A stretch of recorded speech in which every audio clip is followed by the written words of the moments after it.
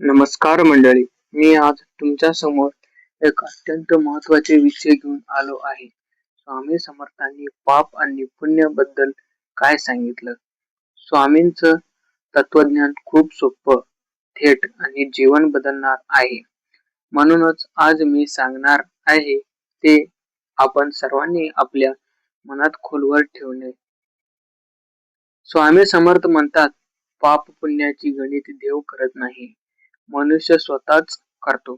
म्हणजे काय?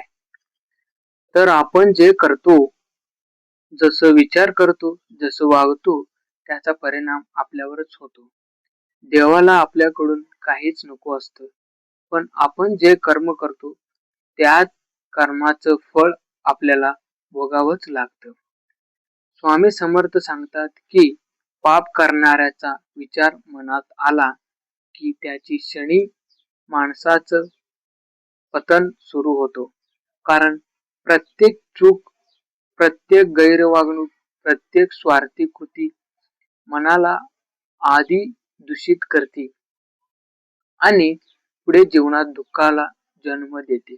म्हणून स्वामी सांगतात की मन सांभाळलं तर सर्व सांभाळतं. मी स्वतः हे एक गोष्ट पक्की लक्षात ठेवली आहे. पाप आपल्यापासून सुरू होतं आणि आपल्यावरच संपतं. म्हणून स्वामी समर्थ नेहमी कर्मावर भर देतात. ते म्हणतात, सकारात्मक करा, कोणाला त्रास देऊ नका, कोणाचं मन दुखवू नका, म्हणजे पुण्य आपोआप तुमच्या मागे येतं. खरं पुण्य म्हणजे काय? स्वामी समर्थांच्या मते जे काम मनापासून केलं, निस्वार्थीपणे केलं आणि एखाद्याच्या जीवनात प्रकाश घातला, तेच खरं पुण्य. मंदिरात नारळ, फूल, पैसा चढवल्याने पुण्य मिळत नाही, पण एखाद्याच्या चेहऱ्यावर हसू आला की, एखाद्याचे संकट साथ दिली, एखाद्याच्या पाठीशी उभं राहिलात, तर ते पुण्य स्वामी स्वतः स्वीकारतात. स्वामी समर्थांचं एक अत्यंत महत्त्वाचे वाचन आहे, मनुष्याचे कर्मच त्याचे देव असतात. म्हणजे देव वेगळा नाही, आपले कर्मच आपल्यावर नेणारे किंवा खाली खेचणारे असतात. आजच्या काळात लोक पाप आणि पुण्य याचा अर्थ वेगळा लावतात.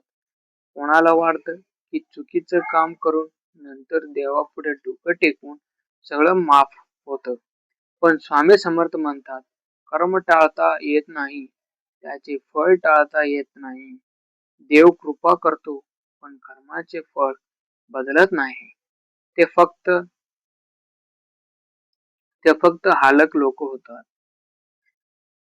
स्वामी सांगतात की पाप पुण्याचे मुख्य मूळ मनातच आहे.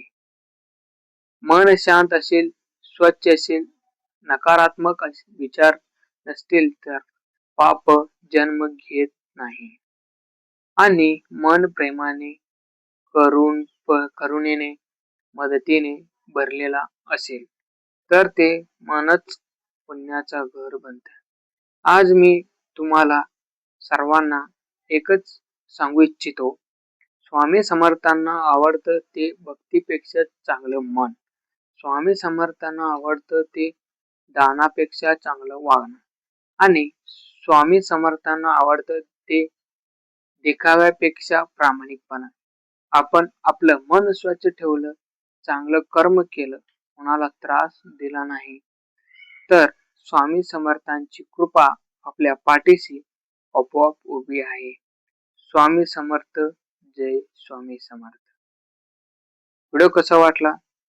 व्हिडिओला लाईक, सबस्क्राईब, कमेंट करायला विसरू नका.